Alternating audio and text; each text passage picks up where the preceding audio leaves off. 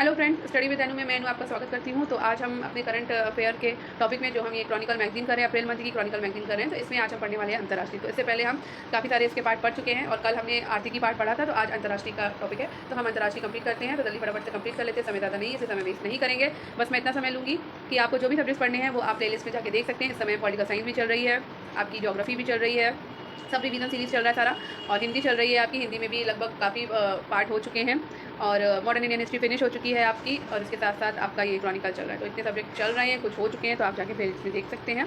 और मई मंथ की मैं ये क्रॉनिकल कंप्लीट करा चुकी हूँ, अप्रैल मंथ की चल रही है, और इसके बाद मैं मार्च मंथ की कराऊंगी। तो चलिए स्टार्ट करते हैं। बस इतना ही समय लूँगी, और चैनल को सब्सक्राइब करिए। अगर आप चैनल पर नए हैं तो स्टडी विद अनु को सब्सक्राइब करिए, बेल आइकन को प्रेस करिए, ताकि जितने भी मैं नोट्स आपको टॉपिक्स करा रही हूँ वो सारे के सारे आपको टॉपिक और सब्जेक्ट्स मिल जाए। ठीक है, तो चलिए स्टार्ट करते हैं, टाइम नहीं वेस्ट करेंगे। तो आज का टॉपिक है हमारा अंतर्राष्ट्रीय खबरें।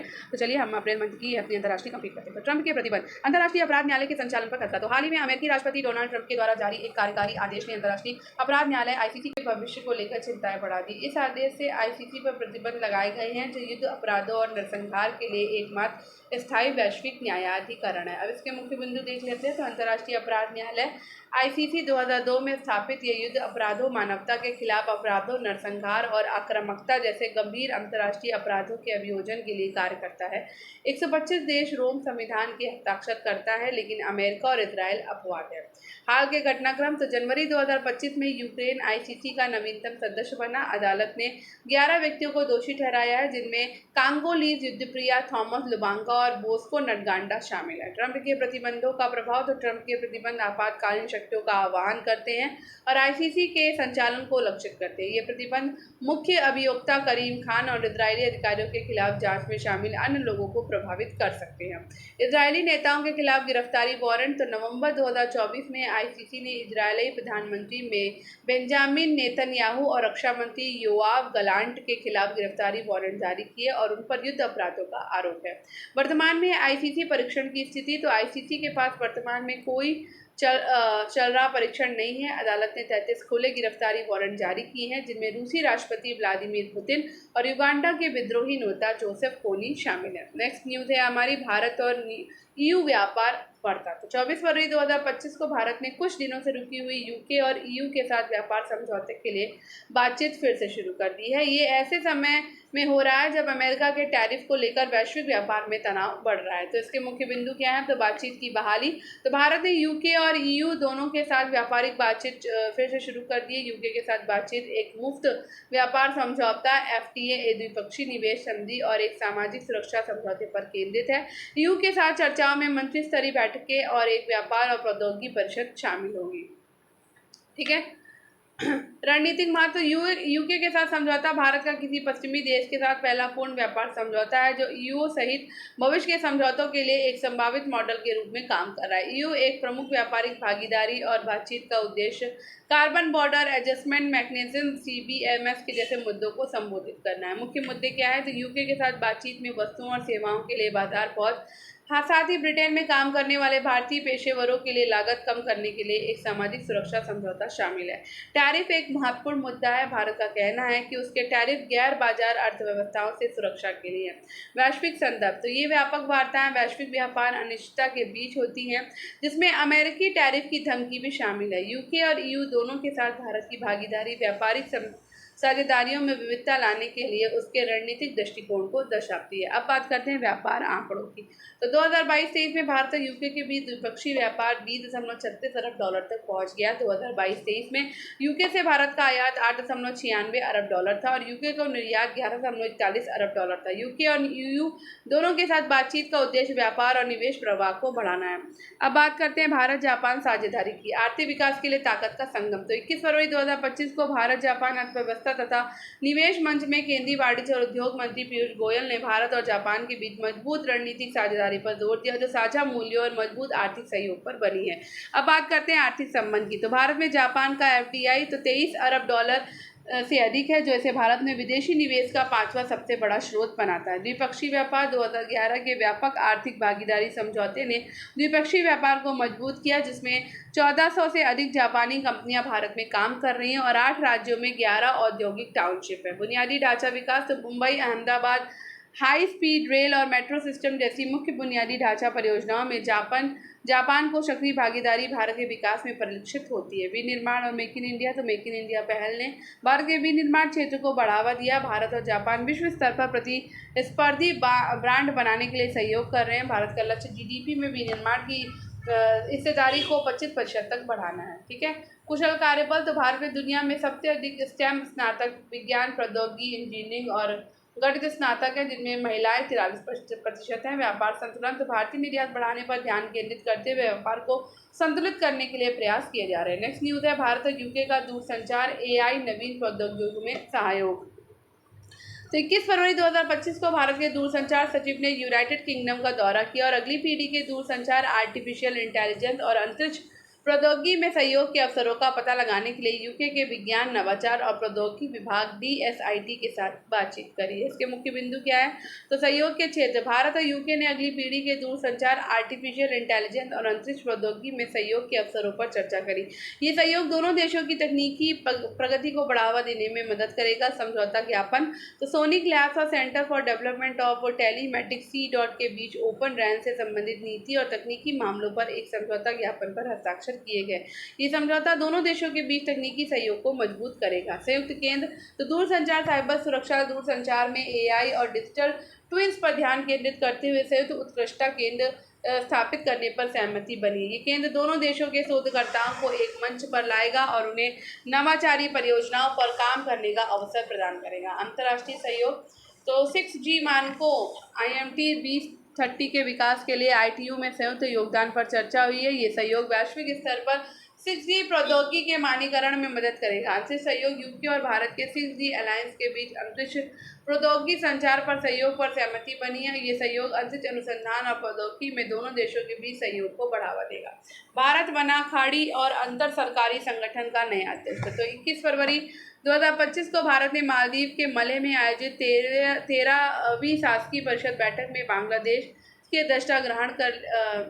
बांग्लादेश से बंगाल की खाड़ी अंतर सरकारी संगठन के अध्यक्षता ग्रहण कर लिए। बैठक और सदस्य दे। तो ये सम्मेलन मालदीव में हुआ, जिसमें श्रीलंका, मालदीव और बांग्लादेश सहित वरिष्ठ सरकारी प्रतिनिधि मौजूद थे। वर्तमान में BOBP IGO में बांग्लादेश, भारत, मालदीव और श्रीलंका स्थायी सदस्य हैं। इसके साथ ही इंडोनेशिया, मलेशिया, म्यांमार और थाईलैंड सहयोगी सदस्य के रूप में शामिल है। प्रमुख उद्देश्य।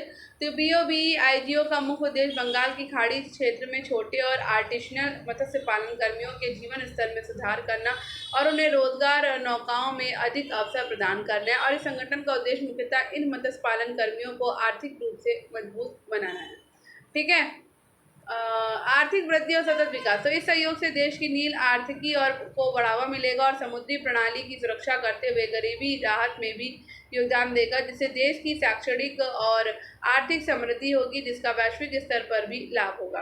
पश्चिम एशिया में शांति और स्थिरता विश्व के लिए। तो आवश्यक भारत। तो 20 फरवरी को जोहान्सबर्ग में आयोजित G20 विदेश मंत्रियों की बैठक में विदेश मंत्री डॉक्टर S जयशंकर ने वैश्विक भू राजनीतिक स्थिति को चुनौतीपूर्ण बताते हुए व्यापार और वित्त के हथियारीकरण, आपूर्ति श्रृंखला की केंद्रीय प्रगति और डेटा प्रवाह की पारदर्शिता को लेकर चिंता व्यक्त की। वैश्विक भू राजनीति पर प्रभाव। तो कृत्रिम बुद्धिमत्ता, AI, इलेक्ट्रिक वाहन, EV, अंतरिक्ष, ड्रोन और ग्रीन हाइड्रोजन जैसे क्षेत्रों में असमान प्रगति के स्पष्ट भू राजनीतिक प्रभाव है। बहुपक्षीय सहयोग की आवश्यकता है। तो वैश्विक स्तर पर मौजूद कमियों को दूर करने के लिए बहुपक्षीयता को बढ़ावा देने की जरूरत है। अंतर्राष्ट्रीय सहयोग। तो ये स्पष्ट था कि एक पक्षीय नहीं होना चाहिए और वैश्विक एजेंडा केवल कुछ देशों के हितों तक सीमित नहीं रहना चाहिए। संघर्ष समाधान। मतभेदों को विवाद बनने से रोकना चाहिए, विवादों को संघर्ष नहीं बनने देना चाहिए और संघर्षों को बड़े संकट का रूप नहीं लेने देना चाहिए। पश्चिम एशिया और यूक्रेन पर भारत का दृष्टिकोण। भारत गाजा युद्ध विराम और बंधकों की रिहाई का स्वागत करता है। लेबनान में युद्ध विराम बनाए रखना और सीरिया के लिए एक समावेशी समाधान आवश्यक है। यूक्रेन संघर्ष पर भारत का रुख संवाद और कूटनीति को प्राथमिकता देने का रहा है। यूक्रेन युद्ध समाप्त करने के लिए अमेरिका और रूस में वार्ता।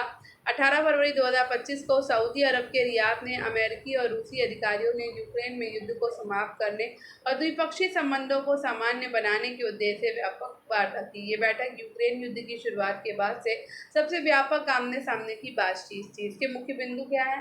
तो सीधा संवाद हुआ। तो ये बैठक पिछले 3 वर्षों से अमेरिका और रूस के बीच सबसे व्यापक आमने सामने की बातचीत थी, जो यूक्रेन युद्ध की शुरुआत के बाद हुई। शांति समझौते पर ध्यान। तो दोनों पक्ष यूक्रेन में शांति समझौते की दिशा में काम करने के लिए सहमत हुए।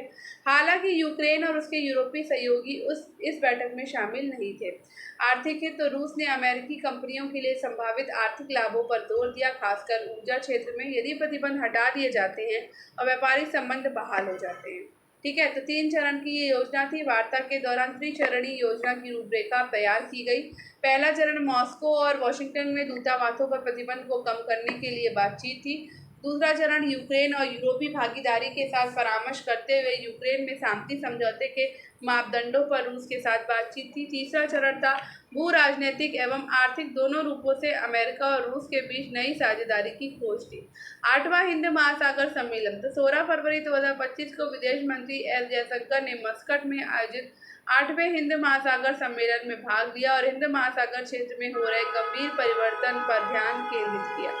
मुख्य बिंदु। तो बांग्लादेश के साथ वार्ता। जयशंकर ने बांग्लादेश के विदेश मामलों के सलाहकार तौहीद हुसैन से मुलाकात की। दोनों नेताओं ने भारत बांग्लादेश संबंधों में उत्पन्न चुनौतियों और आतंकियों पर हमलों को लेकर चर्चा करी। सीमा सुरक्षा से जुड़े मुद्दों पर चर्चा के लिए इसी सप्ताह तक सीमा रक्षक बैठक आयोजित होने की उम्मीद है। क्षेत्रीय सहयोग। तो जयशंकर ने नेपाल, भूटान, श्रीलंका, मालदीव, ईरान, मॉरिशस और ब्रुनोई के विदेश मंत्रियों से मुलाकात की। उन्होंने बांग्लादेश के साथ द्विपक्षीय संबंधों और बहुक्षेत्रीय तकनीकी और आर्थिक सहयोग पर भी चर्चा करी, जिसका अगला शिखर सम्मेलन 2 से 4 अप्रैल को बैंकॉक में होगा। तो भारत अमेरिका संयुक्त वक्तव्य रणनीतिक साझेदारी में नया अध्याय।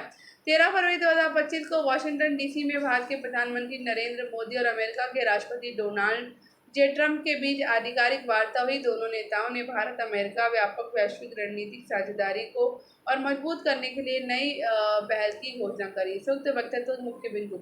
रक्षा क्षेत्र में सहयोग। यूएस इंडिया कॉम्पैक्ट पहल शुरू की गई, जिसमें रक्षा, व्यापार और प्रौद्योगिकी में सहयोग को बढ़ाने का लक्ष्य रखा गया। 10 वर्षीय रक्षा साझेदारी समझौता इस वर्ष के अंत तक हस्ताक्षरित करने की योजना है। टाइगर ट्रिम फ्री सेवा अभ्यास को इस वर्ष और अधिक व्यापक स्तर पर आयोजित किया जाएगा। व्यापार और निवेश। मिशन 500 लक्ष्य के तहत 2030 तक द्विपक्षीय व्यापार को $500 अरब तक पहुंचाने की योजना। द्विपक्षीय व्यापार समझौते पर वार्ता 2025 के अंत तक पूरी करने का लक्ष्य। ऊर्जा सुरक्षा। तो भारत को IEA इंटरनेशनल एनर्जी एजेंसी की पूर्ण सदस्यता के लिए अमेरिका का समर्थन। भारत अमेरिका सिविल न्यूक्लियर समझौते को लागू करने के लिए बड़े परमाणु रिएक्टरों के निर्माण और प्रौद्योगिकी हस्तांतरण पर सहमति। नेक्स्ट। तो प्रौद्योगिकी और नवाचार। तो अमेरिकी भारत ट्रस्ट पहल लॉन्च की गई, जो रक्षा, AI, अर्धचालक, जैव प्रौद्योगिकी, ऊर्जा और अंतरिक्ष क्षेत्र में सहयोग को बढ़ाएगी। इंडस इनोवेशन और इंडस एक्स प्लेटफॉर्म के तहत अमेरिकी भारत के रक्षा और तकनीकी उद्योगों को जोड़ा जाएगा। निसार मिशन के तहत पृथ्वी की सतह में होने वाले परिवर्तनों को ट्रैक करने के लिए संयुक्त उपग्रह मिशन। भारत फ्रांस। अब नेक्स्ट है भारत फ्रांस के बीच रणनीतिक साझेदारी बढ़ी है। तो 12 फरवरी 2025 को प्रधानमंत्री नरेंद्र मोदी के फ्रांस यात्रा के दौरान भारत और फ्रांस के बीच में परमाणु ऊर्जा, रक्षा सहयोग, मिसाइल और विमान इंजन निर्माण सहित कई महत्वपूर्ण समझौतों पर सहमति बनी। समझौते के मुख्य बिंदु हैं परमाणु ऊर्जा सहयोग। दोनों देशों ने जैतापुर परमाणु ऊर्जा संयंत्र परियोजना में सहयोग की पुष्टि करी। स्मॉल मॉड्यूलर रिएक्टर और एडवांस मॉड्यूलर रिएक्टर पर समझौता हुआ। रक्षा और एवं रक्षा सहयोग, उद्योग सहयोग। तो स्कॉर्पियन पनडुब्बियों के निर्माण में DRDO के द्वारा विकसित एयर इंडिपेंडेंट प्रोपल्शन प्रणाली के एकीकरण पर सहमति हुई। INS बागशीर छठी और अंतिम स्कॉर्पियन पनडुब्बी को 15 जनवरी 2025 को नौसेना में शामिल किया गया। भारत को यूरोड्रोन मेयर प्रोग्राम में पर्यवेक्षक के रूप में शामिल किया गया। Artificial intelligence AI road map. Bharat France AI road map launch किया गया है, जिसमें सुरक्षित, ओपन और विश्वसनीय AI के विकास पर जोर दिया गया। इंडो पैसिफिक और त्रिपक्षीय सहयोग। इंडो पैसिफिक त्रिपक्षीय विकास सहयोग की शुरुआत हुई, जो जलवायु और सतत विकास लक्ष्यों पर केंद्रित है। भारतीय स्टार्टअप्स को फ्रांसीसी स्टार्टअप इनक्यूबेटर स्टेशन F में शामिल किया गया है। सांस्कृतिक और वित्तीय सहयोग। तो UPI भुगतान प्रणाली को फ्रांस में विस्तारित करने की घोषणा की गई। 13 मिलियन यूरो के वित्तीय समावेशन और महिला सशक्तिकरण कार्यक्रम पर सहमति है। भारत फ्रांस नवाचार वर्ष 2026 की आधिकारिक घोषणा, जिसका उद्घाटन नई दिल्ली में मार्च 2026 में होगा। मार्सिले में भारतीय वाणिज्य दूतावास का उद्घाटन किया गया। ठीक है, तो यहाँ पे हमारा ये वाला अंतर्राष्ट्रीय टॉपिक फिनिश होता है और अब हम कल के टॉपिक में करेंगे विज्ञान और प्रौद्योगिकी। तो आई होप आपको आज का वीडियो पसंद आया होगा। तो अगर आपको आज का वीडियो ये पसंद आया हो तो वीडियो को लाइक करिएगा, शेयर करिएगा, चैनल को सब्सक्राइब करिएगा, चैनल को सब्सक्राइब जरूर करिए और शेयर जरूर करा करिए। तो स्टडी विद एनु को सब्सक्राइब करिए और स्टडी विद एनु को शेयर करिए ताकि दूसरों की भी हेल्प हो सके, आपकी भी हेल्प हो सके और मेरी भी हेल्प हो सके। तो धन्यवाद, आपका दिन शुभ हो, पढ़ते रहिए, सफलता जरूर मिलेगी।